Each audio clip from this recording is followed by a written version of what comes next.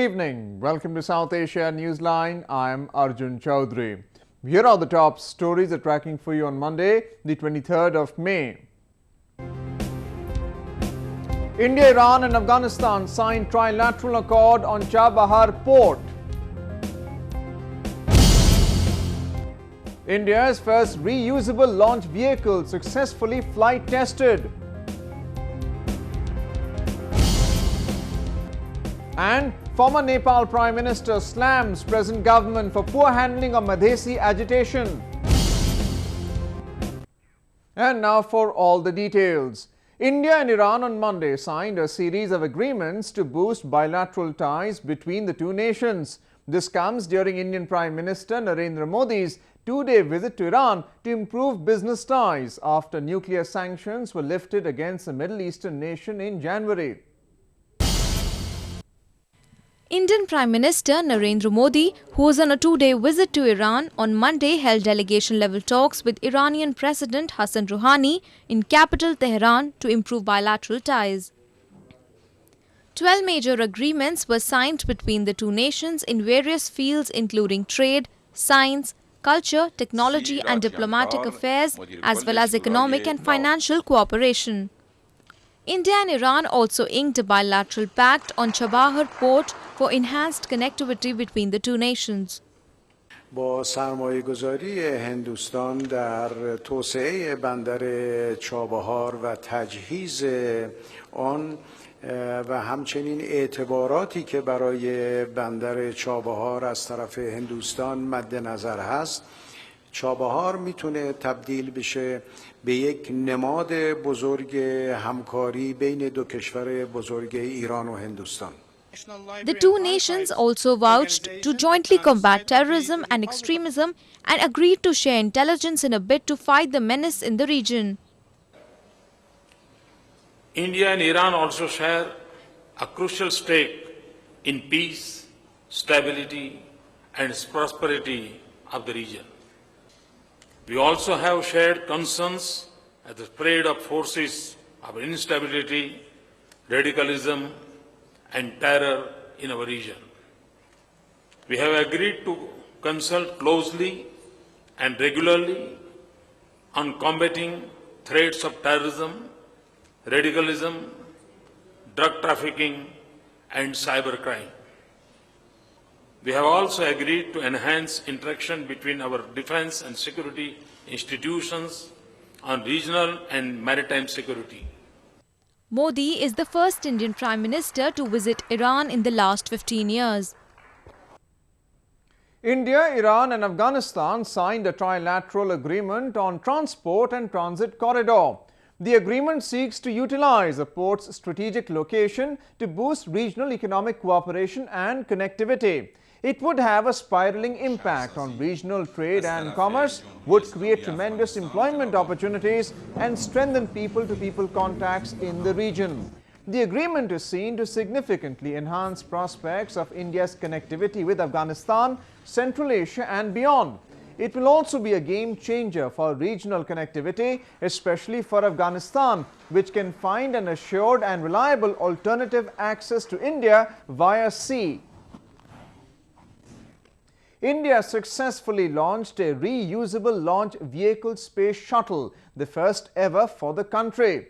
The successful launch puts India on an elite list of spacefaring nations, including the United States, Japan and Russia, which have been using their own RLVs for years. India successfully test-launched its first-ever indigenously built reusable space shuttle, Reusable Launch Vehicle Technology Demonstrator or RLV-TD. The 1.75-ton and 6.5-meter-long rocket took off without a hitch from Indian Space Research Organisation or ISRO's Rocket Launch Centre at Sriharikota on Monday in India's southern Andhra Pradesh province. The RLV technology was developed in an attempt to cut costs of launching satellites into space. ISRO spent roughly $14.8 million to develop this technology. This test launch will enable scientists to gather data on autonomous landing, hypersonic speed and more. Since this was primarily a hypersonic flight technology demonstration mission, this RLV-TD did not carry the capability to return to land for landing. The vehicle will be directed to plunge into the Bay of Bengal on its return to Earth and will not be recovered. Moving on, frustration is growing among the people of Pakistan-administered Kashmir over prevailing corruption and nepotism. Many government employees recently held protest demonstrations against the unlawful process of recruitments. Government employees recently took to the streets of Muzaffarabad to raise their voice against the illegal selection process. Protesters claim that there are many educated youths in the region who are unable to secure decent government jobs. They allege that the selection process is not fair, as merit is not the criteria while awarding government jobs to candidates.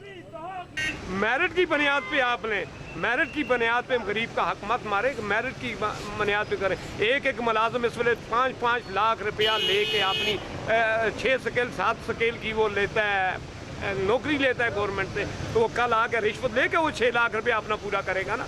या तो रिश्वत मुलाजिम जो रिश्वत देगा जो भर्ती होगा वो आवाम को नोचेगा। Protesters claim that the people are suffering because unqualified employees can't take decisions for the betterment of the region. The locals who are constantly battling the corrupt system in the illegally occupied region have lost hope of any semblance of governance. Pakistan-administered Kashmir has witnessed lopsided development, resulting in a huge gap between the rich and the poor. US President Barack Obama on Monday confirmed the death of Taliban chief Mullah Akhtar Mansour and hailed his death as an important milestone in efforts to bring peace to Afghanistan. Mansour was killed on Saturday in an airstrike carried out by the US forces in Pakistan's southwestern province of Balochistan. The strike targeting Mansour was the most high-profile US incursion into Pakistan since the raid to kill Al-Qaeda leader Osama bin Laden in 2011. According to Taliban sources, one of his likely successors is Sirajuddin Haqqani, the leader of the notorious Haqqani terrorist network. Haqqani, who has a $5 million bounty on his head, is widely seen by US and Afghan officials as the most dangerous warlord in the Taliban insurgency. Moving on to news from Nepal. Former Nepal Prime Minister Dr. Baburam Bhattari has slammed the present government for the growing Madhesi crisis in the country. A report. Have a very good relation, diplomatic Former relations Prime Minister of Nepal, with Dr. the Baburam Britain. Bhattari, has criticized the present government for the poor handling of the ongoing Madhesi agitation in the country. He said that the Oli government is isolating the needs of the Madhesis and other ethnic communities who claim that the new constitution discriminates against them. The government has utterly failed to unite the country. Nepal is a country of tremendous diversity of various nationalities like the Madhesis and Tharus, the Janajatis and the Khasarya. These three nationalities constitute the nation of Nepal. So in the correct balance and unity between these three nationalities is the resultant unity of the country. But this current government are just taking a very khas chauvinistic positions and try to isolate the Madhesis and the Janajatis and creating a very dangerous situation within the country. Bhattari had resigned from the ruling Unified Communist Party of Nepal Maoists last September for denying voice to the Madhesi community in the new constitution. Bhattari also stated that the present government has failed to address the concerns of the people on economic front and especially after the devastating earthquake in 2015. He served as the 35th Prime Minister of Nepal from August 2011 to March 2013.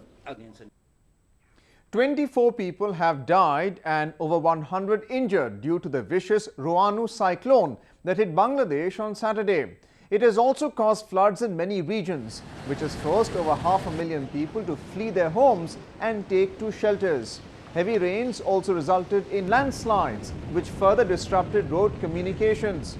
Power cuts were also reported over several areas.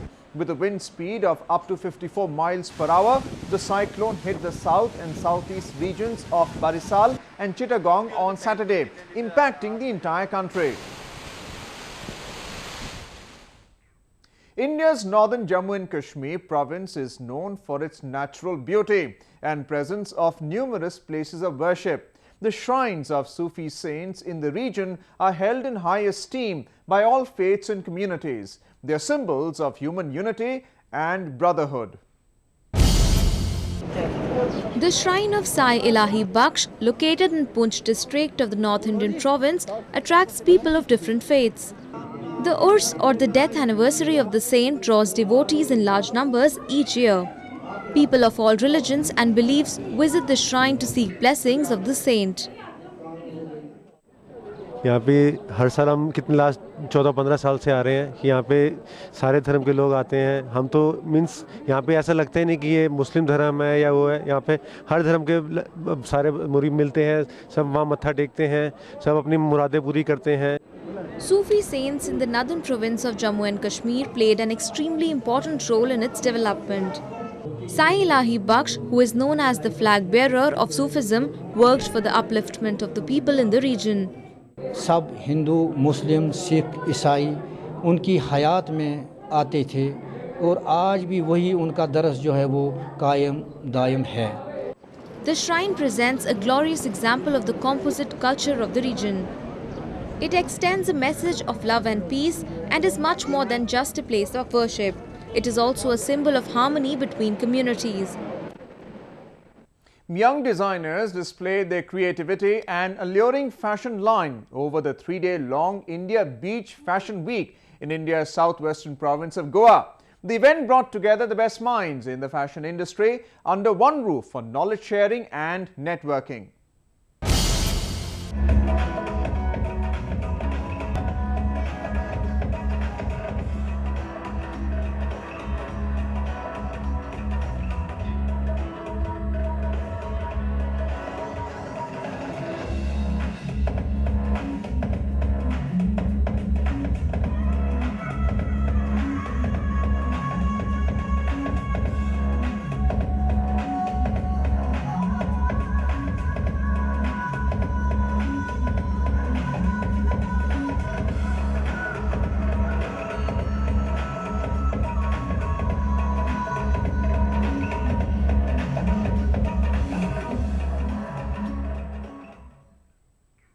Well, that's the way it was in South Asia this evening. Before we conclude, the top stories once again.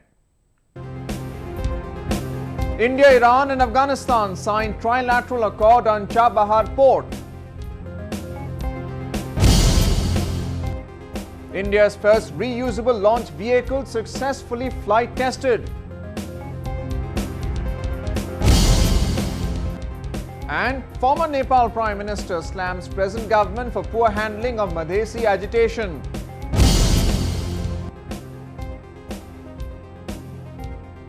Now our viewers can watch the show on SouthAsiaNewsline.com. You can also visit us on Facebook.com/SAsiaNewsline and follow us on Twitter @SAsiaNewsline. That's all in tonight's edition. We'll see you same time tomorrow. Good night.